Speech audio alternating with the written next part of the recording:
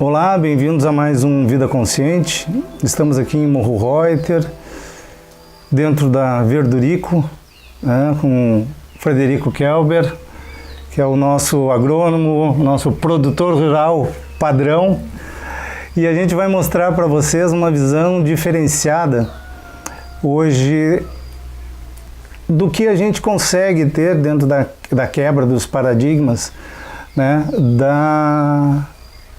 ao meu ver, é uma visão mais moderna do que a gente consegue ter da produção rural, né, do agronegócio, dentro de um modelo saudável e de uma forma diferenciada, onde o próprio produtor planta, garante a qualidade, estrutura uma oferta diferenciada e ele mesmo entrega pessoalmente esses produtos na casa de cada uma dessas pessoas.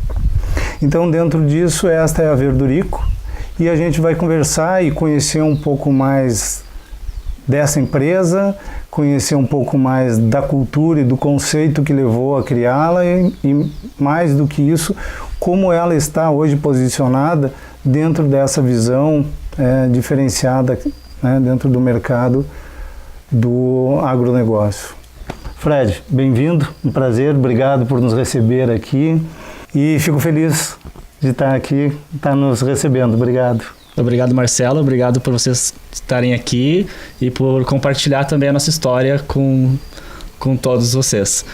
Bom, a Verdurico ela surge há mais ou menos uns 10 anos atrás, quando eu nem sabia que ia surgir a Verdurico. Eu sou de São Leopoldo, nasci em São Leopoldo e eu sempre morei em cidade. Minha família é urbana, de shopping, não tenho nenhum vínculo com a terra até então, antes de fazer agronomia.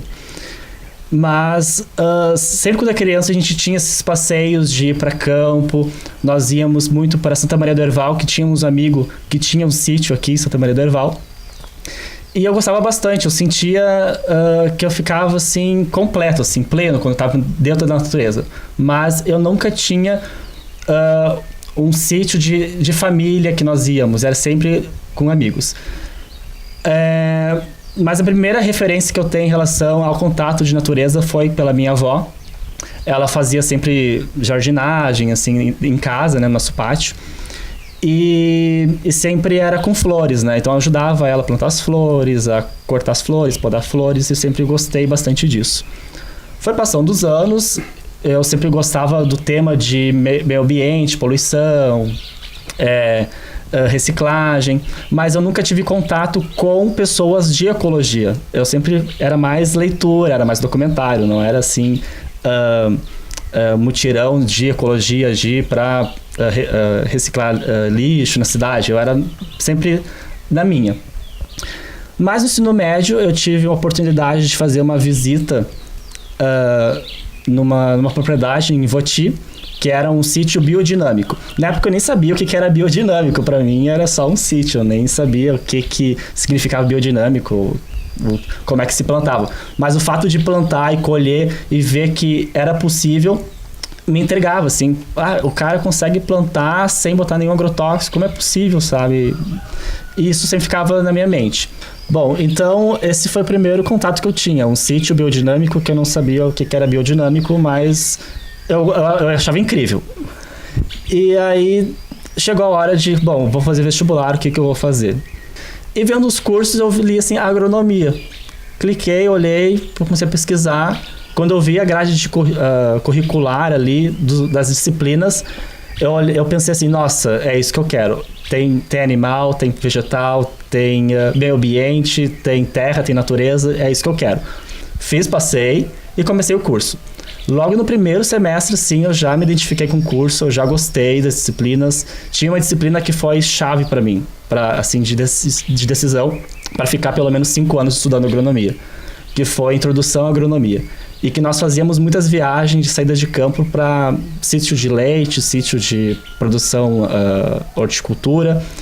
E eu lembro que, ao mesmo tempo que eu achava tudo incrível, como era plantado as coisas, eu percebia que eu era um peixe fora d'água, porque meus colegas eram tudo filhos de agricultores.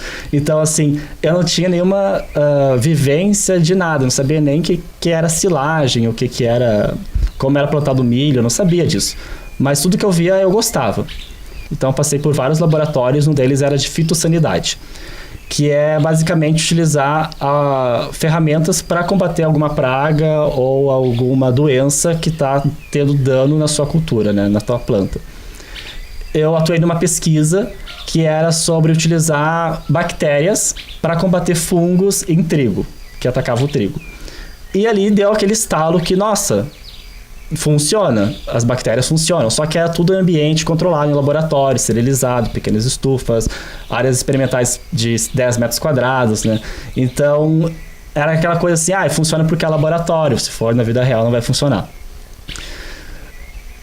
Passou algum tempo e eu tive a oportunidade de fazer intercâmbio na Universidade Politécnica de Madrid, fiquei um ano lá, e eu quis fazer disciplinas que era totalmente à parte do que se lecionava na URGS. Então, foi tudo disciplinas com cunho orgânico, eu fiz lá.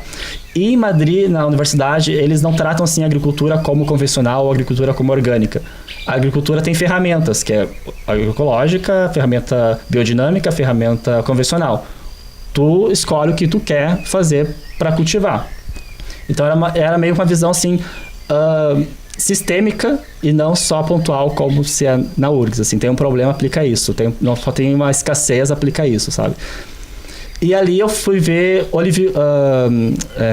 plantações de oliveiras de centenas de hectares no sul da Espanha, Andalucia, em sistema orgânico. Ali eu vi, nossa, é possível, e eu fiquei assim... assim, surpreso, assim, como é incrível, como é possível produzir sem veneno, sem nada. Só que aí veio a segunda pergunta que até então eu não tinha. A primeira era sempre assim, será que é possível? Será que realmente é verdade produzir? E aí veio a segunda pergunta que era, será que eu sou capaz de produzir? Né? Porque eu não tenho nada, nenhuma experiência agrícola de campo, né? Tudo teoria ou práticas, mas dentro da faculdade, que é um pouco já, assim... padrão, assim, não é uma coisa que não tem, assim, muitas dificuldades, geralmente é tudo bonitinho, tudo certinho, né? Voltei para Porto Alegre, e aí nesse período, quando eu estava voltando da Espanha, a minha mãe não morava em Morro Reuter, ela morava em Mostardas. Só que a minha avó teve um problema de saúde, que morava em São Leopoldo, e ela teve que morar mais perto de São Leopoldo. Foi quando nós escolhemos Morro Reuter. Mas quando eu voltei da Espanha, eles já estavam morando aqui, né, no Valahai, e eu fiquei morando ainda em Porto Alegre até terminar a faculdade. Só que eu ainda estava... eu tinha todo o perfil acadêmico de fazer mestrado, de fazer doutorado, dar aula, mas não era o que eu queria, assim. Todo mundo me dizia, tu faz isso, faz mestrado. Minha família esperava até que eu fizesse mestrado e seguisse a vida acadêmica. Só que era algo que não me completava, assim. Eu poderia fazer por conformismo, assim. Faço, ok, não tem nenhum problema. Mas não era uma coisa que eu queria mesmo. Porque eu queria era ter uma experiência de prática no campo. Foi quando começou a surgir a Verdurico, mas ainda não tinha o sítio ainda, né? Eu fiz algumas disciplinas na faculdade ainda em plantas de lavoura, que eu queria saber como se produz em grandes áreas, mas ainda tudo convencional. Então eu desisti dessas disciplinas e fui para a área mais de agroecologia, que não tinha muitas disciplinas na faculdade. Então era muito limitado esses conteúdos. Quando eu fui me formar no último semestre, eu fui fazer uma experiência de plantação de cenoura lá em casa, aqui no Valahai, onde nós moramos, porque eu vi que cenoura era uma dificuldade no sistema orgânico de produzir e até inclusive no mercado de orgânicos produzir cenoura. Foi quando eu quis fazer uma experiência de produção de cenoura. Eu fiz e deu muito certo, tanto que teve reconhecimento local dos vizinhos que acharam que não ia dar certo, né, o que eu estava fazendo. Deu uma boa colheita de cenoura e ali me deu um estalo assim, eu sou capaz, é possível fazer, eu já tenho conhecimento teórico, eu fiz alguns experimentos fora da faculdade e deu certo. Foi quando eu decidi, então, vir para cá para o sítio, que foi em agosto de 2017. Eu me formei em setembro de 2017, a formatura foi em setembro, mas eu já vim para o sítio em julho, comecei a trabalhar aqui no sítio, fazer estufa, fazer sistema de irrigação, toda a estrutura. para começar a plantar em março, e a gente começou então a vender os produtos da Verdurico em setembro. Só que eu não queria plantar e vender para varejo, como se diz, vender para um supermercado, vender para um restaurante. Então, para ter diversidade, eu preciso ter folhose, preciso ter tubérculos, eu precisava ter, inclusive, flores. Foi quando começaram a entrar as punks, que também por questão de mercado... Explica o que é punk. O pessoal não vai saber o que são as... Sim. Então, as punks é uma sigla que significa plantas alimentícias não convencionais. O que seria convencional? No mundo, se tu pegar a dieta no mundo todo, se consome no máximo 200 alimentos. Feijão, carne, arroz, batata, não dá 200 itens. No Brasil, a gente tem no máximo 40 itens. O que aumenta dos mais consumidos da média, né? Claro que o que aumenta, as hortaliças te dão um maior leque, mas se tu pensar é praticamente alface, tomate, batata, porque isso entra como hortaliça ainda. Se tirar, ainda fica ainda pior, né? Reduz a lista. Então as punks são todas as plantas que têm alguma parte comestível, seja a flor, seja o caule, seja a folha, seja a raiz, que tu pode aproveitar e que não esteja dessas plantas comuns do dia a dia que nós conhecemos hoje. Tipo urtiga, tá? Urtiga é punk. Urtiga, tipo taioba, caramoela, gengibre do mato, tansagem, flores, beijinho, que é a flor, né? Ora pronobis, que é a rainha das punks. Sim.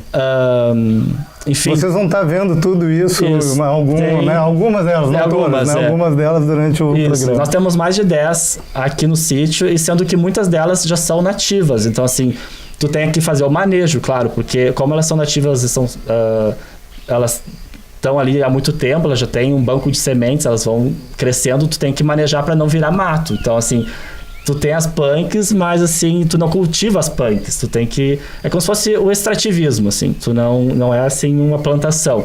Até porque se tu plantar uma punk, em grande parte delas, elas não se desenvolvem, porque elas desenvolvem em ambientes de estresse, que são os ambientes naturais dela. Numa horta, dificilmente vai conseguir plantar uma punk. Bom, dentro disso a gente vai mostrar e está mostrando para vocês aí durante o programa, mas nesse segundo bloco aqui a gente pretende mostrar mais, além das punks, muitas das hortaliças que são cultivadas aqui dentro. O Fred vai explicar para nós também um pouco mais de como são feitas não só as plantações, mas também principalmente os cuidados para não só o crescimento, mas também até para a parte de colheita e como é que é feita a distribuição.